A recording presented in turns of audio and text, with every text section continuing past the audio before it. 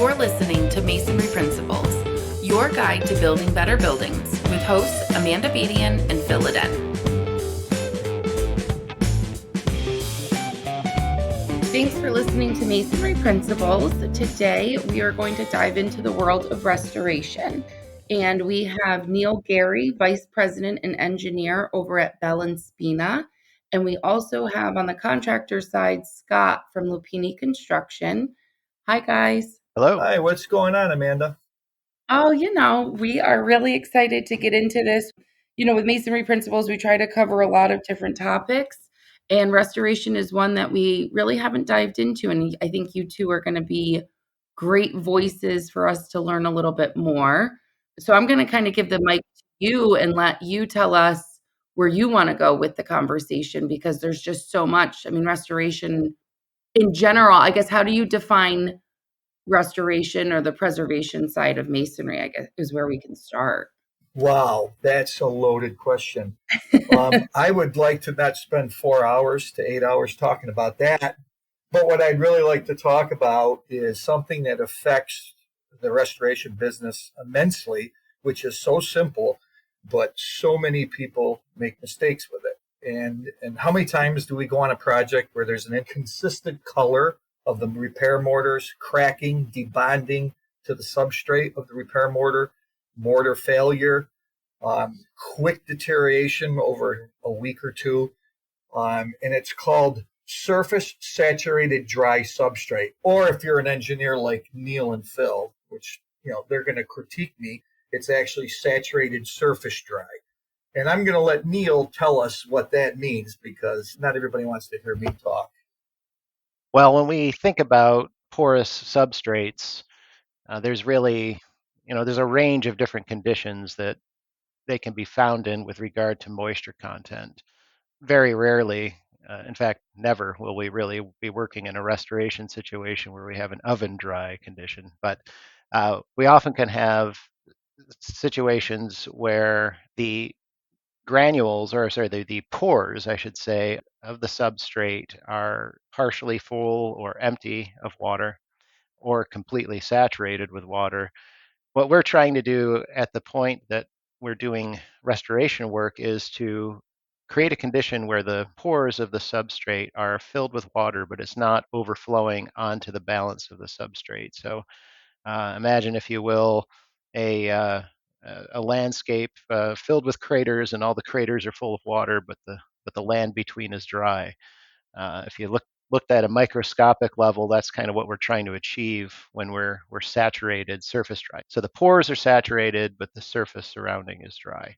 And of course, the extreme on that is a wet surface where the entire surface is inundated, all of the pores are full, and the space between is completely wet as well. So a saturated surface dry is that condition where the pores of the substrate are filled with water, and that's it. Boy, oh boy, you have a voice for radio. Why'd you become an engineer? I ask myself that question all the time, but that's another podcast. There you go. Have you always specialized in restoration, Neil? Oh, well, my journey has been a bit of a convoluted one. I began life, my career as a structural engineer, doing sort of the traditional structural engineering things, designing, frames and foundations and walls and so forth for structures, for architecture. But ultimately began getting into building envelope engineering, all of those components and pieces that attach to the framing of a building, the roofing systems, the fenestration systems, ultimately the waterproofing systems, which then led to diving into the branches of masonry facades, which starts to get you into restoration work as well on existing buildings, because we have a lot of existing buildings here in the Northeast, and they all need work. Interesting. Yeah. I think restoration, I'm always fascinated by it, because me and Phil talk about it all the time. Our cities, towns, and villages are predominantly masonry, veneer, right? Yes. So we need the right people to do the jobs and maintain the integrity of these cities. and I don't even know like where to begin. I have so many questions, but I'm gonna let Phil jump on. Yeah, I mean, I have a question. So, I mean, we do see definitely a lot of veneers in historic type situations, but I think predominantly when we look, older in the United States, a lot of it was load bearing. I mean, it was multi-white brick, mass type wall construction. Yeah, so I mean, in terms of restoration, do you see a lot of it being, on the veneer type side where you're looking at, replacing flashings or weeps or ties or whatever? Or is a lot of it really dealing with some of those mass wall constructed buildings that might have used old lime mortars? I don't have a good feel for where the market is, I mean, I know kind of what we do in Michigan, but I mean, when we really talk about restoration, what are we talking about? Well, did you want to field that first, Scott, or do you want me to just keep going? I thought years ago I was going to be out of a job, and my grandkids and my son was going to be out of the job bringing this business forward. But the more I'm out there in the field and see these new wall assemblies, cavity wall assemblies going up, and the mistakes that contractors are still making, I don't see the restoration business moving away from single wide, as you say, Phil, regular conventional cavity wall construction, because we're working on buildings today that were built 10 years ago. So that's kind of my little spurt there about that comment. And Phil, it means different things too, depending on the building. I mean, there are restoration projects that we get involved with that are, 19th century buildings, in which case that is often a mass wall construction. And there we're dealing with kind of different sorts of problems than we are when we're dealing with what we call transitional buildings, where we're transitioning out of the 19th into the 20th century. We now have steel embedded in many of our wall assemblies. Things are rusting and jacking. They were still trying to figure out how to manage moisture, where in the past it had all been absorbed into the mass masonry and released over time. Now we have these thinner, taller walls with steel embedded in them. So now we're dealing with different kinds of problems than we were with the 19th century buildings. And then we get into things that are, post World War II, where we have, corrugated ties and other, actually, we see all kinds of experimental things. They were trying to figure out the cavity wall in the 1950s and into the 60s, and sometimes it worked out well, and sometimes it didn't. And some people in that period too were building still bonded walls, where they were bonding the veneers into maybe CMU backup walls, and sometimes that worked out well, and sometimes it didn't. And it just depends on the building. Every building tells a story when we stand and look at the distress that it's exhibiting. Yeah, we do see a lot of those bonded walls, and I mean, sometimes they work out. I mean, we've seen instances where just because of the differential movement and the Hmm. walls being connected, that the veneer is actually causing distress in the backup or vice versa. And so, I mean, Yes.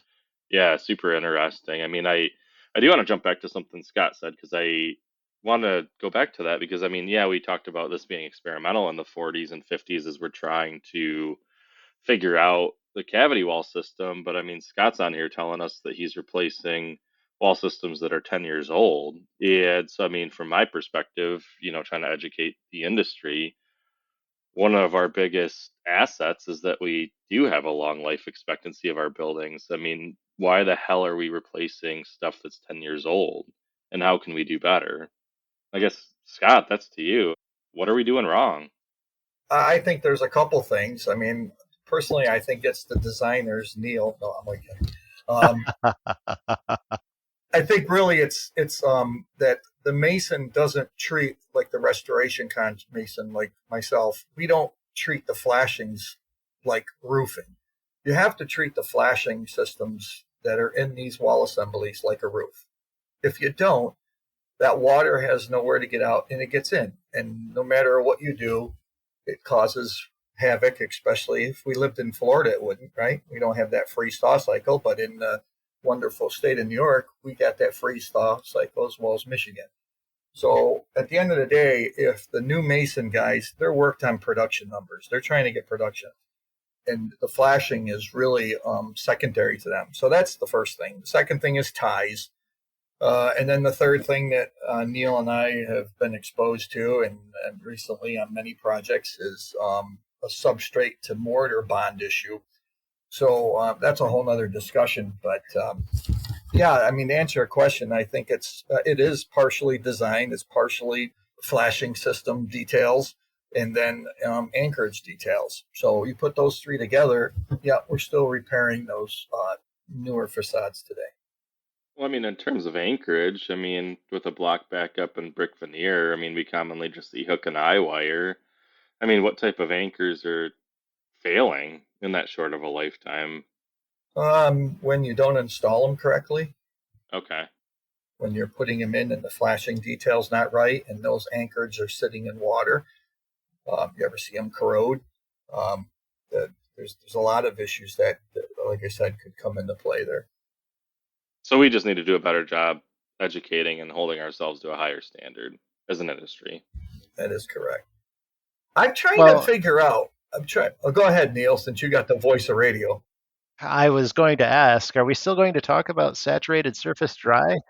I was just wondering where we went with this. That's exactly what I Yeah. just was asking. I'm going, okay, how do we go off this? Yes, we can jump right back into SSD, please. Well, since Neil so eloquently spoke about SSD and in an engineering term, I'm going to bring a different dynamic to it. I'm going to bring it to the boots on the ground reasoning. There's a lot of challenges, and SSD people ignore. In even new masonry, even new parge codes, SSD is so important to our industry. That's why Neil and I said, we could do a little podcast about this. How many times do you see the mason putting a mortar joint in the wall and he's not SSDing the wall, getting that wall damp so that'll receive that mortar so it doesn't hydrate quickly? You know, when you see that scrub coat going on that wall and all of a sudden it cracks or falls off a year later because they didn't prep the surface properly and SSD it. Challenges come with the heat and with the wind, and especially being on a high rise, and even in our restoration business, if you are not prepared for it, it's really one of the first items to get kicked out the door when this contractor is trying to make some cash, right? Trying to get those bid numbers to work. The challenges of SSDing a wall in 90-degree heat, the wind's blowing 40 miles an hour. That's just as bad as heat sometimes. And I know Neil can kick in here, but the biggest thing is job site logistics. I was on a job in Albany, and I'm not getting long-winded, but we put truckloads of concrete repair mortar into the mechanical plenums down at the Empire State Plaza. We were there for over 2 years. We saw the highs and we saw the lows of temperatures. We saw all the different, anything that you could throw at us, we saw it. Well, one summer we were doing SSD, surface saturated. We would set up some hoses in the morning. The guys would spray the wall down, getting the wall ready for that SSD surface so we can start applying that repair mortar. Well, we did a couple walls, and we were down, my project manager was down there, and we started seeing a lot of checking and cracking and that we've never saw before. And we're thinking, oh, what's going on here? Then another week later, 2 weeks later, when the mortar, that repair mortar, got up to the proper compressive strength, it started having a hollow sound, which means it was debonding. So we're really frantic. So we're trying to go through all our procedures. What did we do? Okay, blah, blah, blah, blah, blah. And it came to a conclusion, let's speed ahead, a week later. We had to set up soaker hoses because the humidity and the temperatures were so high down there. We had to set up soaker hoses the night before, sprinklers that you water your lawn with, on the walls, so the walls could draw in enough moisture so when we were ready the next day to start applying the product, the surface was, what, Neil? Saturated surface dry. Mm-hmm. So those are the concerns that we have in the industry. Those are the things that happen. We're down at Colgate right now working on the job. Last week was horribly hot in the Northeast, horrible. We shut projects down because we just couldn't get the SSD to work. So that's also another key with contractors listening that, that's how important SSD is to a restoration project, and it affects all types of mortars. Well, and it's also highly contingent upon the type of material that you're applying to. Absolutely. Your bluestones and your granites, are going to act completely different than a limestone will Why? I don't understand. because of the porosity. There you go. Yes, exactly. The porosity of the surfaces is so critical to it, and it's going to affect the cure and bond of the mortar as well. So what? So some substrates hold the moisture better than others. Yes. Yeah, well, and we'll take more. Well, when you think about a really hard surface with very fine pores, it's going to dry out faster than something with a deeper pore structure. So you might have to work a bit faster as well, in terms of getting that mortar in on your bluestone veneer or something like that. Neil, when you're on a job Yeah, and you're watching guys, let's go repointing because that's a big restoration scope. sure. When you're watching the contractor that is on your project getting ready to start repointing, and he does his surface saturated dry, if he even does that saturated surface. I'm trying to use your terminology because you're smarter than I am, but All you're doing is switching two words around. It means the same thing. well, what are you trying to say? That wasn't very nice, but at the end of the day, what are you looking for on the surface? Because I think our listeners really want to understand what is surface saturated dry. What should they be looking for and feeling? Yeah, you should not be seeing pooled water on the surface, right? Most of the SSD prep is done with a spray bottle. Especially if we're talking about pointing, that's really what's happening there. But it depends on the substrate, though, because our guys sometimes just a sprayer on the rig doesn't do enough. You have to actually wet the wall down an hour before you start pointing and then use a spritzer. Yes, exactly. Well, and that goes to your point about the Albany example, having to saturate that thing for a longer duration before you're even able to get on it. But basically, you should not be seeing um, pooling water on the surface because then at that point you have an entirely wet surface. It should be damp but not pooling water. But I think, Amanda, what is mainly the in this podcast? What's the viewer? What is the demographics of the? It's a mixed bag of contractors, architects, engineers, and then just people generally interested in masonry. Okay, no, I was curious, but getting back to the SSD surface, the reason why we chose it again, I'm going to reiterate it, is that this is one thing that you can point to a lot of masonry restoration scopes of work that failed or did not fare well with a long life cycle was because of this step, as well as curing. And if we have time, we'll talk quickly about curing. But I think, do you agree, Neil? Yes, absolutely. You get on a wall after the fact if you're seeing a lot of debonding, those hairline debonding lines along the head and bed joints. A lot of times that can often be an SSD issue. And curing, as you say.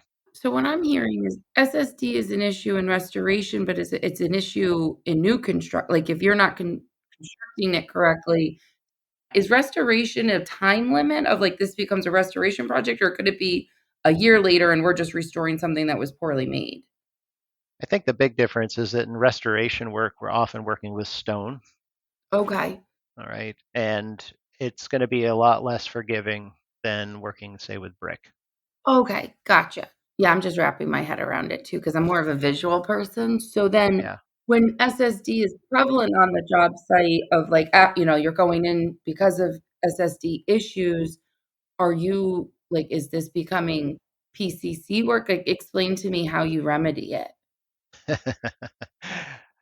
How do you remedy it? Or maybe that's a Scott question. You have 4 hours to talk about this? Yeah. Maybe the Cliff Notes version? Well, a big part of it has to do with experimentation, as underwhelming as that may sound. Scott and I work quite a bit together, and it's not uncommon for us to go in, months ahead of time, even a year ahead of time, and do mock-ups, and of different types of mortars and different configurations, kind of, and let it run through a cycle, a season, and see, how it fares and adjust accordingly. SSD is only a part of the evaluation in that regard. Sometimes, usually, we're looking at mortar mixes and bonds, Right. that kind of thing.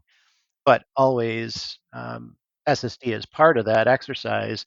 And then fast forward, when we get closer into the time of actual installation, we'll start, reevaluating what we observed when we were trying to prep the surface and how adequately it should be wet in order to get the better results from the different mock-ups that were done. Got it. And I think, just to finish on this SSD, as we're talking, I've got cliff notes in my head that I don't want to give too many trade secrets out because maybe some of my competitors are listening. Yeah. But the biggest thing is reduce your exposure to the environment. Okay, so you have challenges. Like, what we'll do is we'll shut down a project, like I just explained. We'll shut down a project if it's too hot. Why fight the challenges if the temps are going to be just for a couple of days? Switch gears to a different scope of work.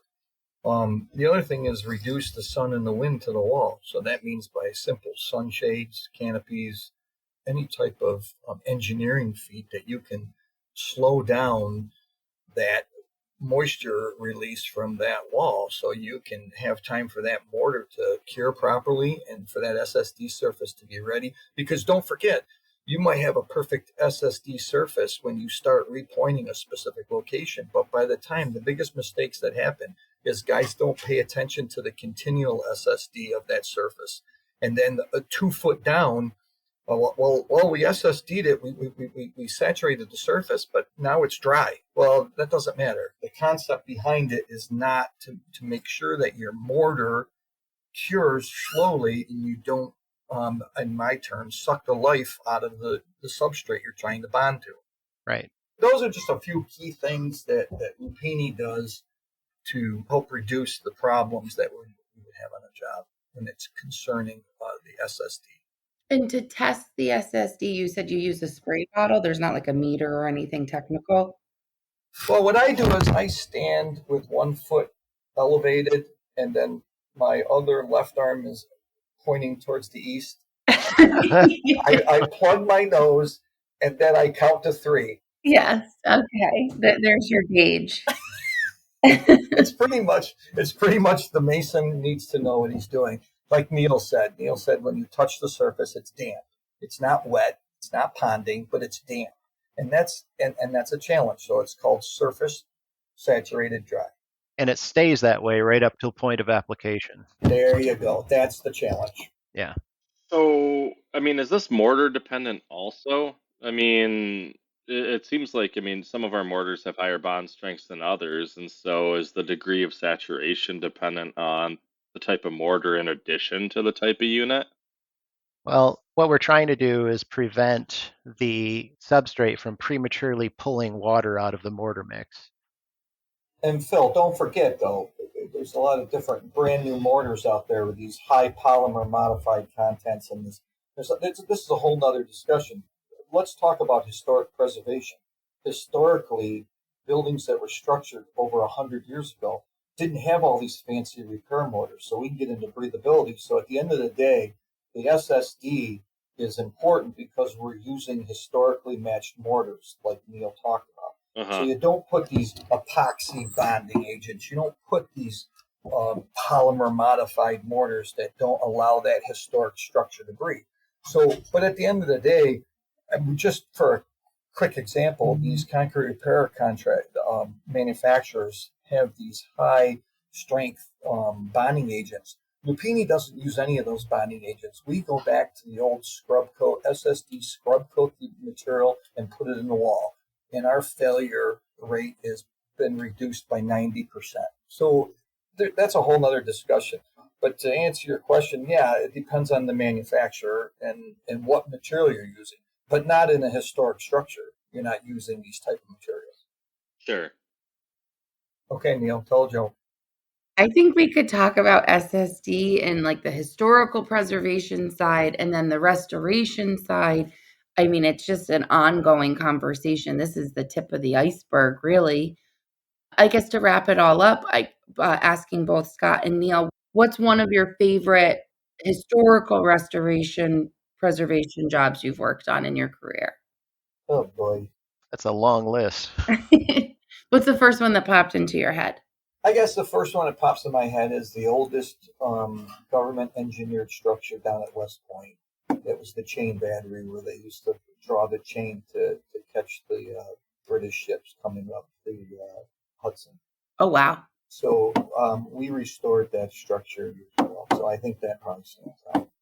Very cool. What about you, Neil? Well, I've had the privilege of working on a lot of really wonderful buildings over the years, but the one that just makes me, how shall I say, marvel, I think, is Scott, what you and I did down at the Hamilton Theater a year ago. I remember Yeah, finishing that job and saying, who else would have touched this thing? just nobody. It was just such an unusual that was a mass mason. Well, that was a multi-wide brick wall, Phil. That was an opera house that was built in the late 1800s, and the back side of the building, because it was the stage area, was completely unsupported. It was a multi-wide brick that was, what was it, 35, 40 feet tall or so, Hmm. and the walls were bulging. We came in and shored up the roof structure in an innovative way. We stiffened the wall with pilasters, and we basically took the wall apart because the old lime-based mortars in there had turned to sand. And we kept the headers sticking out from Y to Y. We kept the inner Y intact, but we basically played Jenga, right, and pulled bricks out and reset Oh my them God. all again. So the only thing that I could talk about that to finish up is that we were picture an owner of, because Colgate University is tied into this project, but picture picture Neil at a meeting saying, I don't understand as a structural engineer how this thing is staying up. And everybody just looked at each other like, what the heck? It defied all, I mean, Correct. it didn't calc out, let's put it that way.